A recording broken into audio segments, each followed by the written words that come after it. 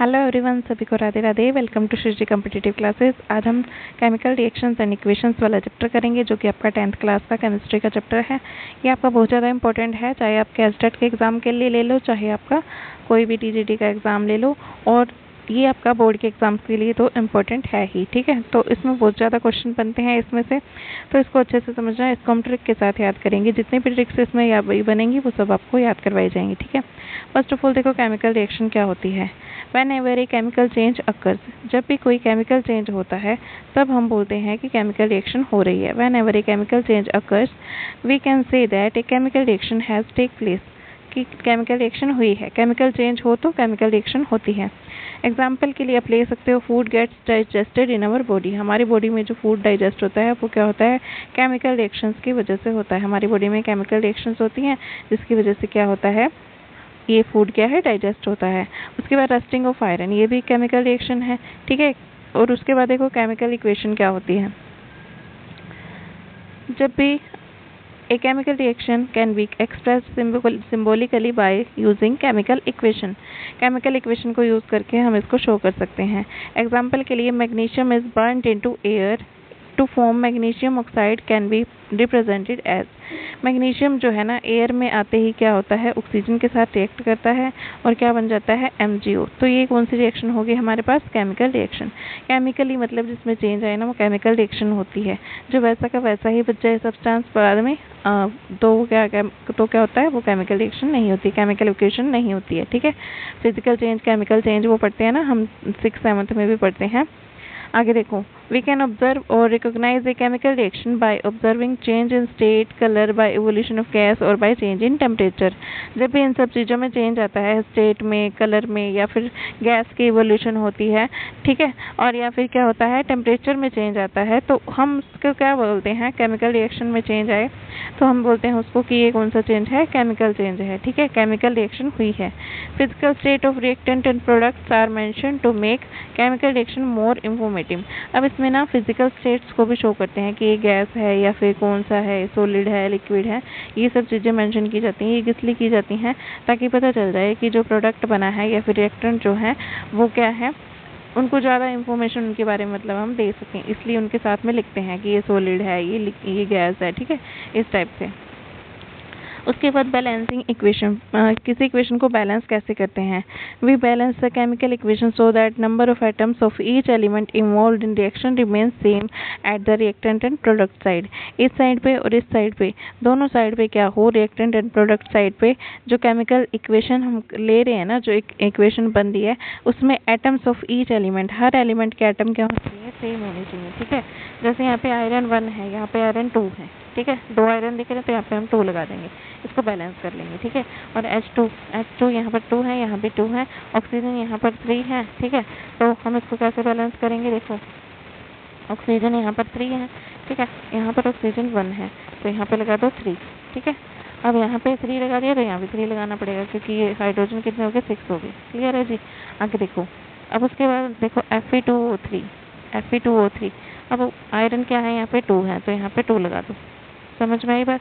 यहाँ पे ऑक्सीजन कितने हो गए, अब यहाँ पे 3 हो गए ना ऑक्सीजन, 3 इंटू O के आगे तो बनी है ना, कुछ भी नहीं है, 3 ऑक्सीजन है, यहाँ पे 3 ऑक्सीजन है, आयरन यहाँ पे 2 है, यहाँ भी 2 है, हाइड्रोजन यहाँ पे 2 है, यहाँ भी 2 है। इस तरह से हम इक्वेशन को बैलेंस करते हैं। ठीक है, अब उसके बाद देखो नेक्स्ट, जैसे ये दे रखा है, नेक्स्ट आपको ये देखो, ये लगा के दे रखा है इन्होंने 3Fe 4H2O। ठीक है, और ये 4H2, ये सारी बैलेंस करके दे रखी है। ठीक है, हम इसको बैलेंस करेंगे ताकि दोनों साइड में जो है इक्वल बन जाए, atoms of element, each element क्या हो जाए, इक्वल हो जाए। उसके बाद केमिकल कम्बिनेशन रिएक्शन देखो, अगर आपको बैलेंस करनी नहीं आती ना, तो मैं आपको एक ट्रिक बताती हूँ, उससे आप बैलेंस कर सकते हो। सबसे इजी और बेस्ट ट्रिक कौन सी रहेगी आपके लिए, जिससे आप बैलेंस करोगे, एग्जाम में आपके कोई भी इक्वेशन दी हो आप इजीली बैलेंस कर लोगे। मेटल नॉन मेटल किसी भी चक्कर में नहीं पड़ना है, भी पहले मेटल को बैलेंस करेंगे फिर नॉन मेटल को, तो आपने सीधा इस मेथड से करना है जो मैं आपको भी बताने जा रही हूँ। ठीक है, तो देखो इसको कैसे करोगे। जैसे आपको दी है इक्वेशन, मान लो NH3 + O2। ठीक है, ये दिया हुआ है आपको, इक्वल्स टू ये दिया हुआ है, प्रोडक्ट क्या बन रहा है, NO + H2। ठीक है, ये बन रहा है आपके पास। आपने क्या करना है, सबके आगे ABCD लगा देना है। ठीक है, A B C D, series wise क्या लगा दो, ABCD लगा दो। अब देखो यहाँ पे नाइट्रोजन कितने हैं, A हैं, ठीक है, नाइट्रोजन कितने हैं, A हैं, और यहाँ पे नाइट्रोजन कितने हैं, C हैं। तो A इज इक्वल्स टू क्या हो गया हमारे पास, C हो गया, ठीक है। ये आप ऐसे करोगे। उसके बाद हाइड्रोजन चेक करो, हाइड्रोजन यहाँ पे कितने हैं, 3 × A, 3A है, तो हाइड्रोजन यहाँ पे कितने हो गए, 3A, हाइड्रोजन की बात कर रहे हैं हम, ठीक है। तो यहाँ पे लिख लो साइड में, ये हम किसकी बात कर रहे थे, नाइट्रोजन की। तो हाइड्रोजन की बात करें, 3A इज इक्वल्स टू क्या हो जाएगा, यहाँ पे हाइड्रोजन कितने हैं, 2D, ठीक है जी।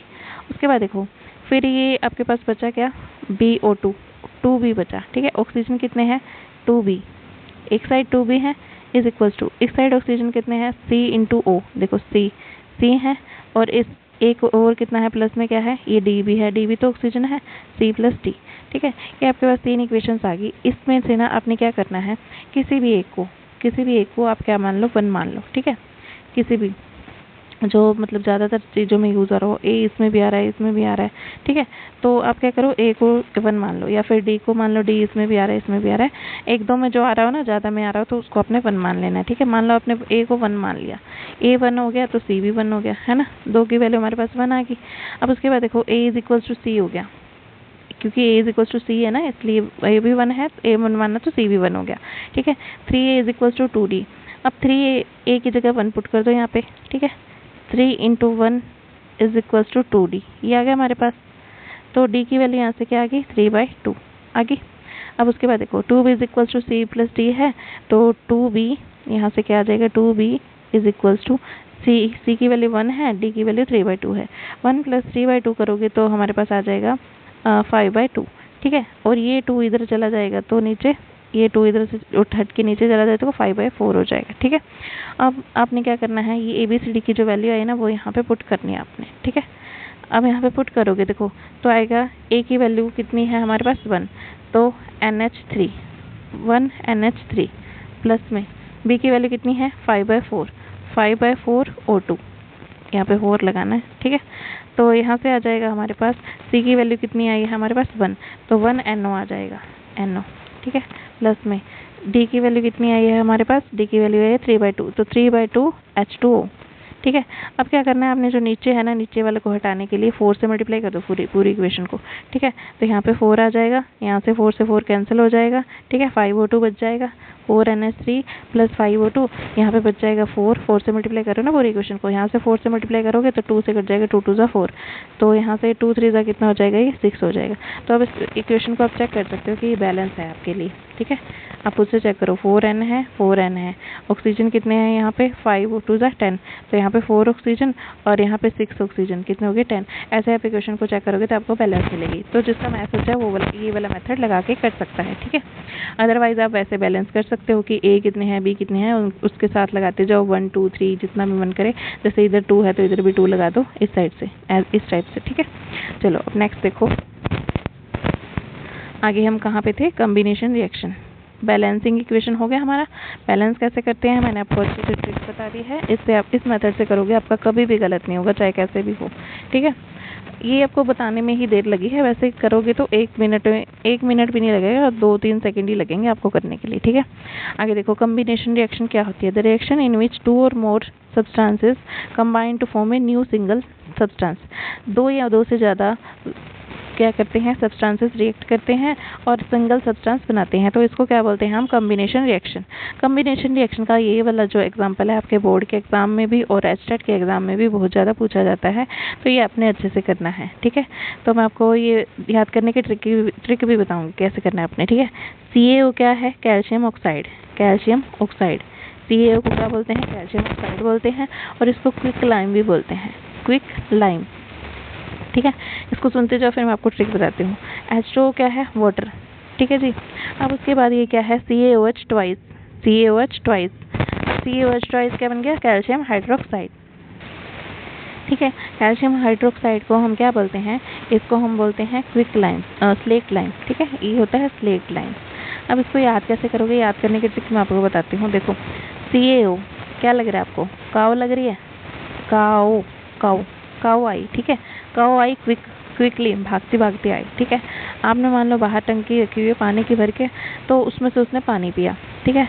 गाय के आशीर्वाद से क्या हुआ कि आपको बहुत ज़्यादा पानी मिल गया, लेक मिल गई, झील मिल गई पानी की, ठीक है, लेक, ठीक है, पानी बहुत सारा मिल गया, लेक लाइम बन गया। तो क्विकली आई, क्विक लाइम लेके, quick lime, quick cow, quick I, ठीक है, क्विकली आई तो स्लेक लाइम मिल गया आपको, ठीक है, लेक मिल गया आपको पूरे पानी की। तो CaOH ट्वाइस आपने याद रखना है फॉर्मूला, ठीक है, कैल्शियम हाइड्रोक्साइड का। उसके बाद देखो ये स्लेक लाइम है, is used for white washing walls, ये वाइट वॉशिंग के लिए यूज़ किया जाता है। It reacts with CO2 to form CaCO3। अब क्या करते हैं, जैसे हम अपनी दीवारों को क्या करते हैं, पेंट करना चाहते हैं, तो हम क्या करते हैं, आजकल इसका यूज़ करते हैं स्लेक लाइम का, इसको पेंट करके छोड़ देते हैं, ठीक है, दीवारों पे मार के। पहले तो ये बिल्कुल रंग कलरहीन सा दिखता है, मतलब कलरलेस सा दिखता है, बिल्कुल कलर नहीं दिखता है इसका। 2-3 दिन बाद आप देखते हो ना, तो ये क्या होता है, CO2 के साथ रिएक्ट करके CaCO3 बनाता है और शाइनी फिनिश देता है वॉल्स को, ठीक है। तो ये क्या होता है, स्लेक लाइम होता है। स्लेक लाइम किस लिए यूज़ किया जाता है, वॉशिंग, वाइट वॉशिंग वॉल्स के लिए। तो ये आपका इंपॉर्टेंट है आपके हर एक एग्जाम के लिए, तो इसको अच्छे से याद रखना, ठीक है। अब उसके बाद देखो ये इन्होंने बताया हुआ है CaOH ट्वाइस जो है CO2 के साथ रिएक्ट करके CaCO3 बनाता है। ये क्या होता है, कैल्शियम कार्बोनेट होता है, प्लस में H2O निकलता है, ठीक है। अब उसके बाद बर्निंग ऑफ कोल भी इसका एग्जांपल है। कोल का मतलब कार्बन ही होता है, कार्बन प्लस में CO3 प्लस O2 करेंगे तो CO2 बन जाएगा, साथ में हीट निकलेगी, साथ में लाइट निकलेगी, ठीक है। अब फॉर्मेशन ऑफ वाटर, पानी की फॉर्मेशन, ये सारे कम्बिनेशन रिएक्शन के एग्जाम्पल्स हैं, ठीक है। H2 प्लस O2 मिलेंगे तो 2H2O बना देंगे, तो ये क्या बन जाएगा, वाटर बन जाएगा। 2H2 प्लस O2 मिलेंगे तो, ठीक है। अब उसके बाद एक्सोथर्मिक रिएक्शंस कौन सी होती हैं, जिसमें से जो रिएक्ट करने के बाद अपने में से हीट प्रोड्यूस करती हैं, ठीक है।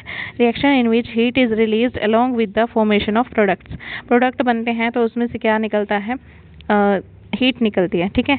जैसे यहाँ पे मीथेन है CH4 प्लस में 2O2 ले रखा है, तो ये क्या बन रहा है आपके पास, 2CO2 और प्लस में 2H2, ये बनेगा आपके पास, ठीक है। अब उसके बाद जो है respiration, respiration is also exothermic. जो आप सांस लेते हो तो क्या होता है, सांस लेते हो तो क्या है, हीट निकलती है ना मुंह से, तो वही वो क्या होती है, रेस्पिरेशन कौन सी रिएक्शन है, एक्सोथर्मिक रिएक्शन है। Decomposition of vegetable matter into compost, जो वेजिटेबल मैटर है ना, सब्जियां वगैरह जो आप फेंकते हो या रखते हो तो वो गल सड़ जाती हैं, तो क्या होता है, वो कंपोस्ट में बदल जाती हैं, बाद में खाद में बदल जाती हैं, तो उसमें से भी हीट निकलती है, ठीक है। तो ये अपने रिएक्शन से याद रखनी है, एक्सोथर्मिक रिएक्शन कौन सी होती हैं, जिनमें से हीट निकलती है। उसके बाद डिकम्पोजिशन रिएक्शन, तो the reaction in which a single substance decomposes to give 2 और मोर सब्सटेंसेस। तो क्या होता है, decomposition reactions can be 3 types, ये 3 टाइप के होते हैं, इसमें 2 या 2 से ज़्यादा सब्सटेंस बनते हैं जब क्या होता है, सिंगल सब्सटेंस टूटता है। थर्मल डिकम्पोजिशन इसका एग्जांपल है, when A decomposition reaction is carried out by heating, heat करने पे जब एक रिएक्शन हम हीट करते हैं, डिकम्पोजिशन रिएक्शन कैसे होती है, मतलब हीट करने पे होती है, ये आपने याद रखना है। हीट करने पे हम इसको 3 तरह से कर सकते हैं डिकम्पोजिशन को।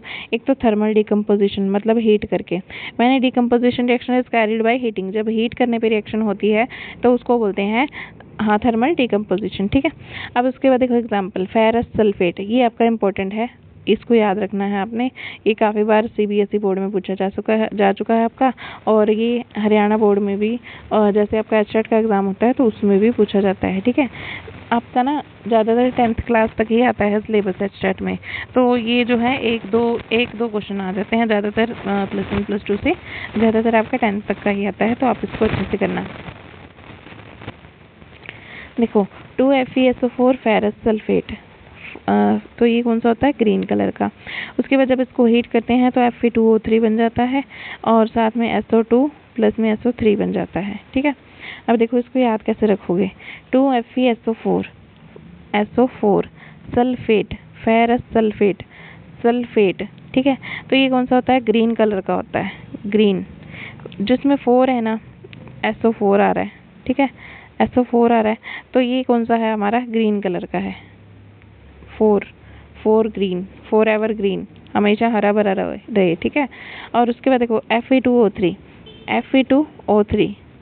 तो ये कौन सा बन जाता है, रिक, फेरिक ऑक्साइड, रिक याद रखना है आपने। तो ये क्या है, 3, हम इसकी क्या बना रहे हैं, ट्रिक, 3 की ट्रिक मतलब रिक, फेरिक ऑक्साइड, प्लस में SO2 बन जाएगा और SO3 बन जाएगा, ये आपने याद रखना है। SO2 SO2 सा है भी, मतलब याद ही नहीं रखते कुछ, आप तो सोतू से हो, सोए रहते हो।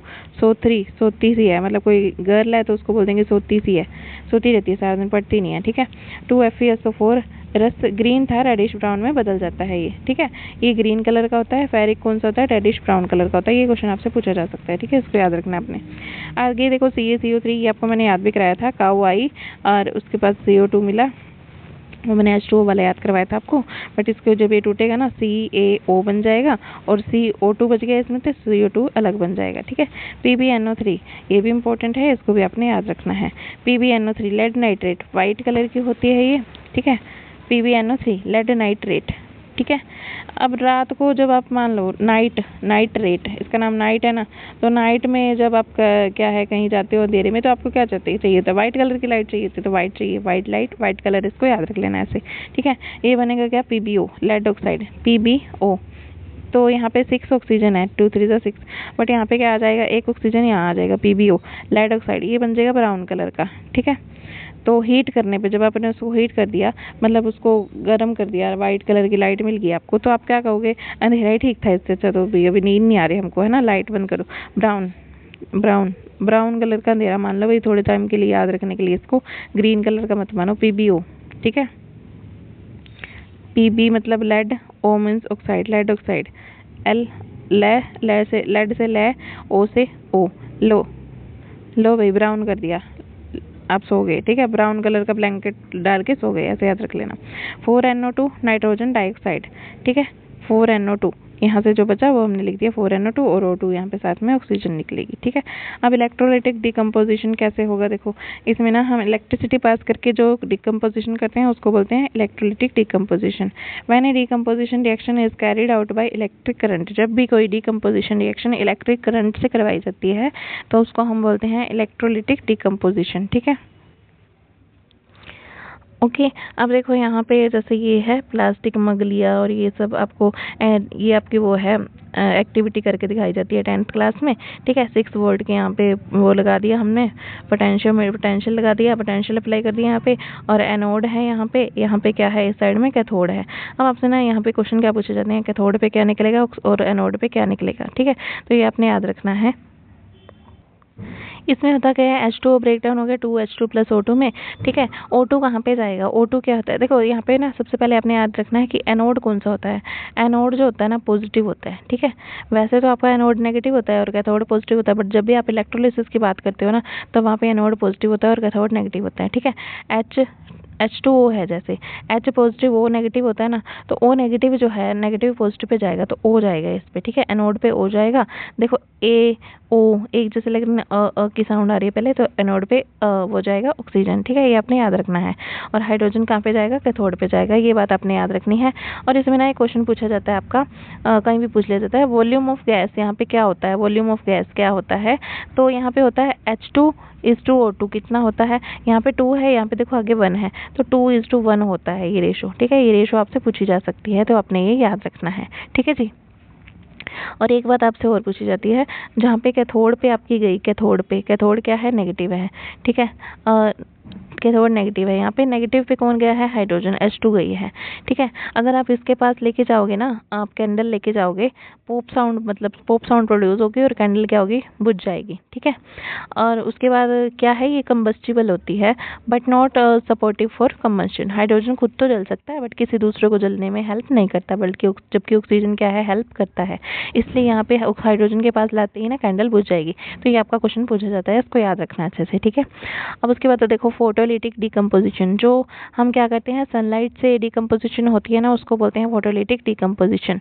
When A decomposition reaction is carried out by light, तो लाइट से जो होती है उसको बोलते हैं डिकम्पोजिशन, फोटोलिटिक डिकम्पोजिशन। जैसे 2AgCl, ये जब सनलाइट में टूटेगा तो क्या बनाएगा, Ag प्लस Cl2। सिल्वर और क्लोराइड अलग अलग हो जाएंगे। जैसे चांदी पहले आपको पता है ना वाइट कलर की होती है, सिल्वर ही तो है ये जी, और उसके बाद Ag सिल्वर है, तो ये क्या होता है, पहले वाइट होती है, बाद में क्या ग्रेइश सी हो जाती है ना, जब ये रिएक्ट कर जाती है सनलाइट में ज़्यादा जाएं या कहीं भी जाएं तो ये रिएक्ट कर जाती है और क्या हो जाती है, ब्लैक हो जाती है थोड़े टाइम बाद, ठीक है। Silver bromide behaves similarly similarly AgCl भी ले सकते हो, AgBr भी ले सकते हो। हेलोजन लेना है यहाँ पे, ठीक है। हेलोजन पता ना कौन कौन से होते हैं, फ्लोरीन, क्लोरीन, ब्रोमीन, आयोडीन, ये सारे क्या होते हैं, हेलोजन्स होते हैं, ठीक है। अब उसके बाद देखो इसको लोगे तो भी सेम AgBr2 अलग हो जाएगा।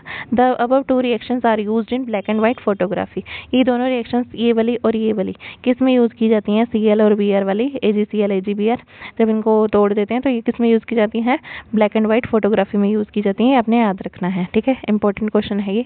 एंडोथर्मिक रिएक्शंस कौन सी होती हैं, the reactions in which require energy in form of heat, जो क्या, जिनको क्या चाहिए, हीट की फॉर्म में एनर्जी चाहिए, light and electricity are called endothermic reactions. जिनको ना हीट देने पे वो रिएक्ट करेंगी तो वो होती हैं एंडोथर्मिक रिएक्शन, मतलब हीट लेंगी वो, चाहे उनको हीट दो, लाइट दो, इलेक्ट्रिसिटी दो, तब वो जाके रिएक्ट करेंगी, तो उसको बोलेंगे एंडोथर्मिक रिएक्शन। जैसे BaOH ट्वाइस और NH4Cl, तो ये क्या बन जाएगा, BaCl2 और प्लस में NH4OH, ठीक है जी। अब उसके बाद देखो डिस्प्लेसमेंट रिएक्शन। डिस्प्लेसमेंट रिएक्शन कौन सी होती है, the chemical reaction in which an element displace other element from its solution. तो एक एलिमेंट दूसरे एलिमेंट को क्या कर देता है, डिस्प्लेस कर देता है, तो उसको हम बोलते हैं डिस्प्लेसमेंट रिएक्शन। तो इसको आप कैसे याद रखोगे, इसके लिए आपको एक ट्रिक बताती हूँ मैं। जैसे ये Fe है, CuSO4 में से SO4 को डिस्प्लेस करके खुद इसकी जगह पे चला जाएगा, है ना। Cu को डिस्प्लेस कर देगा और SO4 को अपने साथ ले लेगा, FeSO4 प्लस Cu बन जाएगा। अब देखो इसने इसको कैसे डिस्प्लेस किया, ये मैं आपको ट्रिक बताती हूँ, आपने कैसे याद रखना है। आपने ये सीरीज याद रखनी है, कालू नाम का माली आलू जरा फीके पकाता है। फिर आपने याद रखना है हो गया, H हो गया, ठीक है, पकाता है से फिर ऊपर चले जाओ, फिर आगे चलो, मतलब इसी के नीचे ये सीरीज जो आगे बता रही हूँ, है Cu Hg Ag Au Pt, ठीक है, Pt आगे। अब देखो कालू नाम का माली आलू जरा फीके पकाता है, हो गया। कुछ हद तक, कुछ हद तक, कुछ से ऊपर, हद तक मतलब Hg, ठीक है, कुछ हद तक, ठीक है। फिर भी आप क्या करते हो, आगे आऊँ प्लेट लेके, आगे मतलब Ag, आऊँ मतलब Au, प्लेट मतलब प्लेटिनम। अब ये आपने याद रखना है, कालू से अपने पोटेशियम और नाम से अपने सोडियम याद रखना है, का माली, का से अपने कैल्शियम और माली मतलब मैग्नीशियम, आलू मतलब एल्यूमिनियम, जरा मतलब जिंक, फीके मतलब Fe आयरन और पकाता मतलब Pb लेड और है मतलब H, ठीक है। कुछ हद तक Cu, हद तक मतलब मरकरी Hg, और उसके बाद आगे आऊँ प्लेट लेके, तो आपने ये चीज़ें याद रखनी है। अब जो ऊपर वाला होगा ना वो नीचे वाले को डिस्प्लेस कर देगा। हमारे पास रिएक्शन क्या थी, मान लो आपको वो ये रिएक्शन दी हुई है, Zn प्लस CuSO4 ये दिया हो आपको, ठीक है। आप क्या करोगे, अब बताओ, जरा फीके पकाता है कुछ हद तक, जरा पहले ऊपर आया ना तो ये इसमें से इसको डिस्प्लेस कर सकता है। अगर ये नीचे वाला यहाँ आए और यहाँ पे आए और ऊपर वाला यहाँ पे आए तो ये डिस्प्लेस नहीं करेगा, ठीक है जी। आई होप आपको समझ में आया होगा। चलो आगे चलते हैं।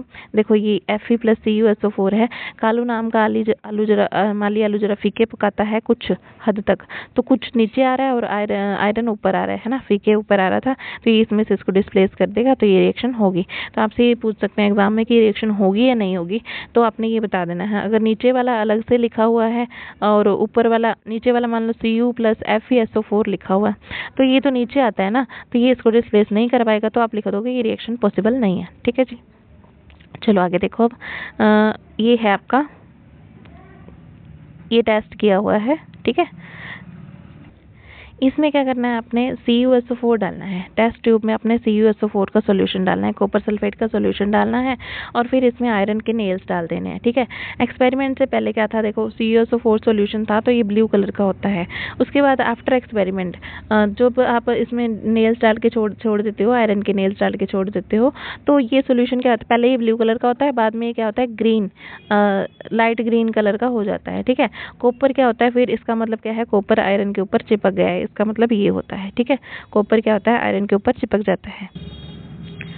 अब इसमें आपने इक्वेशन क्या याद रखनी है, इसमें आप सीधा सीधा याद रखोगे Zn तो प्लस में H2SO4, ठीक है, ये डाइल्यूट होता है और उसके बाद ये बनता क्या है, ZnSO4 प्लस में H2, ठीक है जी।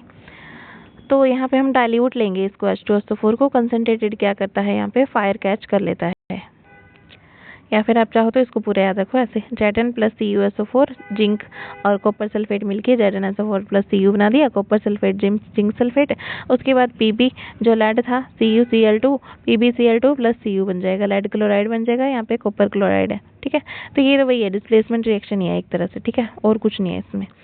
तो मतलब ये देखो फीके पकाता है कुछ हद तक, ए इसमें से इसको डिस्प्लेस कर देगा। ऐसी आपको रिएक्शन दी होगी, आपने इसको करके दिखा देनी है उनको वहाँ पे। ठीक है, जरा फीके पकाता है कुछ हद तक, जरा पहले आता तो इसमें से इसको डिस्प्लेस कर देगा, तो ये रिएक्शन होगी। ठीक है जी, आगे देखो, zinc and lead are more reactive elements than copper. Zinc और लेड, अच्छा ये आप जो आपका जो एक्सपेरिमेंट था इसमें ये क्या शो किया है, यहाँ पे जो था ना वो देखो, ये क्या हो गया, ये ग्रीन कलर का बन जाएगा और ये कौन सा था, ब्लू कलर का था। बस यही है, इसने इसको डिस्प्लेस कर दिया, शो यही करना चाहते थे इसमें। ठीक है, आगे देखो next, zinc and lead are, यही बताया हुआ है कि more reactive elements than copper, तो they displace copper from its compound, तो उसको डिस्प्लेस कर देंगे वो। ठीक है, आगे देखो नेक्स्ट क्या है, डबल डिस्प्लेसमेंट रिएक्शन। इसमें क्या होगा, reaction in which two different atoms और group of atoms are mutually exchanged. इसमें क्या होता है, म्यूचुअली एक्सचेंज हो जाते हैं। जैसे Na2SO4 है ना, BaCl2 है, Ba के साथ SO4 आ जाएगा, Na के साथ Cl आ जाएगा। ठीक है, तो यही कर दिया इन्होंने। ठीक है, तो ये एक्सचेंज हो जाते हैं, इसी को बोलते हैं डबल डिस्प्लेसमेंट रिएक्शन। मतलब इसने इसको डिस्प्लेस कर दिया, इसने इसको कर दिया, दोनों क्या कर देंगे, डिस्प्लेस कर देंगे एक दूसरे को। अब सीधी सी बात है, आपको देखने से ही पता चल जाएगा। इसमें देखो, उसमें ये अकेला दिया होता था ना डिस्प्लेसमेंट में, तो इसमें से इसको डिस्प्लेस, ये साथ में कुछ नहीं होता था, डिस्प्लेस करके उसके साथ ले लेता था, खुद के साथ ले लेता था इसको, और ये अकेला रह जाता था, है ना। अब इसमें ऐसा कुछ नहीं है, दोनों के साथ कुछ ना कुछ दिया हुआ है, तो इनको ये कौन सी है आपको पता चल जाएगा कि ये डबल डिस्प्लेसमेंट रिएक्शन है। ठीक है, A white substance is formed due to above reaction। इस रिएक्शन की वजह से व्हाइट सब्सटेंस फॉर्म होता है। The insoluble substance is called precipitate। देखो इसमें बेरियम सल्फेट जो होता है ना, वो वाइट कलर का होता है। ठीक है जी, वाइट प्रेसिपिटेट बनाता है, और ये इनसोल्यूबल इन वाटर होते हैं। ठीक है, और साथ में क्या बनता है, NaCl बनता है। ठीक है जी, अब इसमें क्या ऑब्जर्व किया आपने, क्या ऑब्जर्वेशन होती है आपको कि जो है ना वाइट इनसोल्यूबल, ये तो बन ही गया वाइट इनसोल्यूबल, जो ये था प्रेसिपिटेट बन गया। उसके बाद डबल डिस्प्लेसमेंट रिएक्शन है ये, और ये प्रेसिपिटेशन रिएक्शन है ना। प्रेसिपिटेट्स भी बन रहे हैं इसमें, 2 आयंस एक्सचेंज हुए हैं, तो डिस्प्लेस जो डबल डिस्प्लेसमेंट रिएक्शन है।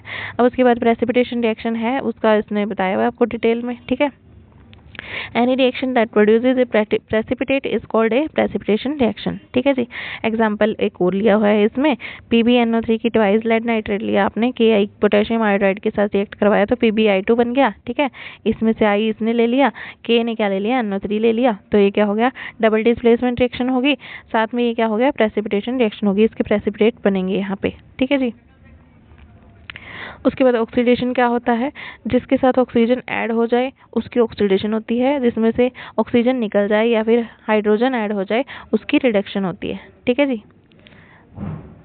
ठीक है, नहीं एक सेकंड को, ठीक है जी, ऑक्सीजन निकल जाए। अब देखो यहाँ पे क्या है, ऑक्सीजन ऐड हो गई, Cu अकेला था, यहाँ पे ऑक्सीजन इसके साथ जुड़ गई, तो ये क्या होगी, ऑक्सीडेशन रिएक्शन। या फिर क्या हो, हाइड्रोजन ऑक्सीजन निकल जाए, ऑक्सीजन निकलने पे क्या होगा, रिडक्शन, CuO प्लस H2। तब देखो इसमें से O निकल गई है ना, H2 ने O को उड़ा दिया, अपने साथ ले गया, और Cu अकेला रह गया, मतलब इसमें से ऑक्सीजन निकाल ली गई, तो ये क्या होगी, रिडक्शन रिएक्शन।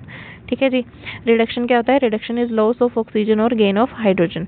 रिडक्शन क्या होता है, या तो लॉस ऑफ ऑक्सीजन हो या फिर गेन ऑफ हाइड्रोजन हो, तो ये क्या होती है, रिडक्शन रिएक्शन। अच्छा देखो यहाँ पे क्या था हमारे पास, एक सेकंड रुको, when copper is heated a black color appears. If this CuO reacted with the hydrogen gas, then again Cu becomes brown as reserve reaction takes place। अच्छा यहाँ पे देखो, ये जो क्वेश्चन था ना ऊपर, ये आपका CBSE बोर्ड में आया हुआ है, Ki वाला। जब आपका Ki को ऐड किया जाता है लेड नाइट्रेट के साथ, तो आपका एक ना प्रेसिपिटेट बनता है, तो आपने वो प्रेसिपिटेट का नाम बताना है और उसका कलर बताना है। तो वो प्रेसिपिटेट कौन सा है, इसमें मैंने आपको शायद ये बताया नहीं, भूल गई मैं। तो ये होता है लेड आयोडाइड, ये जो होता है ना, ये प्रेसिपिटेट बनता है, और ये कौन सा बनता है, ये येलो कलर का बनता है। ठीक है, तो ये आपने याद रखना है। ठीक है जी, आगे देखो नेक्स्ट, हम क्या कर रहे थे, ऑक्सीडेशन एंड रिडक्शन कर रहे थे। सबसे पहले ऑक्सीडेशन क्या है, गेन ऑफ ऑक्सीजन और लॉस ऑफ हाइड्रोजन, या तो गेन ऑफ ऑक्सीजन हो जाए, यहाँ पे ऑक्सीजन का गेन हो गया। ठीक है जी, यहाँ पे हाइड्रोजन को ऑक्सीजन का गेन हो गया, इसकी तो ऑक्सीडेशन हो गई, ठीक है। और इसने क्या कर दिया, ऑक्सीजन इसकी निकल गई तो इसका रिडक्शन हो गया, ठीक है। ये बात आपने याद रखनी है। Reduction is loss of oxygen और गेन ऑफ हाइड्रोजन, ठीक है जी। आगे देखो रिडॉक्स रिएक्शन क्या है। जैसे इसमें अभी मैंने आपको बताया CO, यहाँ के पे क्या हुआ, CO में से ऑक्सीजन निकल गई तो इसका हो गया रिडक्शन, ठीक है जी। अब हाइड्रोजन के साथ ऑक्सीजन ऐड हो गई तो इसका हो गया ऑक्सीडेशन। ZnO प्लस C, तो Zn प्लस CO बन गया। उसके बाद यहाँ पे क्या हुआ, ZnO प्लस C, ये भी एग्जाम्पल दिया हुआ आपको। इसमें से ऑक्सीजन निकल गई तो ये इसका रिडक्शन हो गया, C को ऑक्सीजन मिल गई तो इसका ऑक्सीडेशन हो गया। सेम ऐसे ये वाली एग्जाम्पल है आपका, ठीक है। आगे देखो कोरोजन क्या होता है। When a metal is attacked by substances, कोई मेटल जब सब्सटेंसेस के द्वारा अटैक्ट कर दी जाती है अराउंड इट्स सच मॉइस्चर और एसिड्स, मॉइस्चर या एसिड उस पर अटैक कर देते हैं तो उसको बोलते हैं कोरोजन, ठीक है। अब जैसे reddish brown coating on iron, black coating on silver, ये तो आपको पता ही है ना, ये कोरोजन होता है। उसके बाद रेंसिडिटी क्या होती है, when fats and oils are oxidised they become rancid and their smell and taste change. जब फैट्स और ऑयल्स क्या होते हैं, फैट्स एंड ऑयल्स क्या होते हैं, ऑक्सीडाइज हो जाते हैं तो वो क्या होते हैं, रेंसिड हो जाते हैं और उनमें से स्मेल आने लग जाती है और टेस्ट चेंज हो जाता है। जैसे देखो आपके कभी चिप्स का पैकेट खोल के आपने रख दिया हो तो उसमें क्या होता है, स्मेल आने लग जाती है और उसका टेस्ट थोड़ा चेंज हो जाता है, तो उसमें क्या होता है, ऑक्सीडाइज हो जाते हैं। वो एंटीऑक्सीडेंट इसमें मिक्स किए जाते हैं, ठीक है, इसको बचाने के लिए, ठीक है जी। अब ये आपके क्वेश्चंस आ गए। इसमें थोड़ा सा मैं आपको बताती हूँ रेंसिडिटी के बारे में। तो इसमें ये जो चिप्स के पैकेट होते हैं ना, इसमें कौन सी गैस भरी जाती है, तो नाइट्रोजन भरी जाती है, ताकि वो क्या हो, एंटीऑक्सीडेंट के तौर पे भरी जाती है ताकि रेंसिडिटी ना हो, ठीक है जी। अब ये आपका चैप्टर कंप्लीट हो गया है। आप चाहो तो ये क्वेश्चंस करके देख सकते हो NCERT के, ठीक है, लगा के देखना इनको, आपसे आई थिंक हो जाएंगे सारे, ठीक है। फिर भी कोई डाउट हो या फिर कुछ और पूछना हो आप तो कमेंट बॉक्स में करके पूछ सकते हो, कमेंट करके। ये क्वेश्चन हैं आपके NCERT के, तो ये भी आपको अगर आप कहोगे तो कमेंट करके बता देना, चाहोगे तो मैं आपको करवा दूंगी, ठीक है। अदरवाइज आप यहाँ से देख लेना एज यू विश, जैसे आपकी इच्छा होगी आपको करवा दिया जाएगा। अगर आपको करने हैं तो बता देना, ये बहुत सारे क्वेश्चन हैं, आगे चलते जाएंगे, ठीक है। तो मैं आपको करवा दूंगी अगर आप चाहोगे तो बोर्ड के लिए और सभी एग्जाम्स के लिए इंपॉर्टेंट रहेंगे, ठीक है। तो सभी को all the very very best, सभी को राधे राधे। प्रिपरेशन अपनी कंटिन्यू रखना। वैसे ये चैप्टर जहाँ तक मैंने करवाया है इसी में से ही सारे क्वेश्चंस बनेंगे आपके जितने भी बनेंगे, ठीक है। तो सभी को all the very very best, सभी को राधे राधे।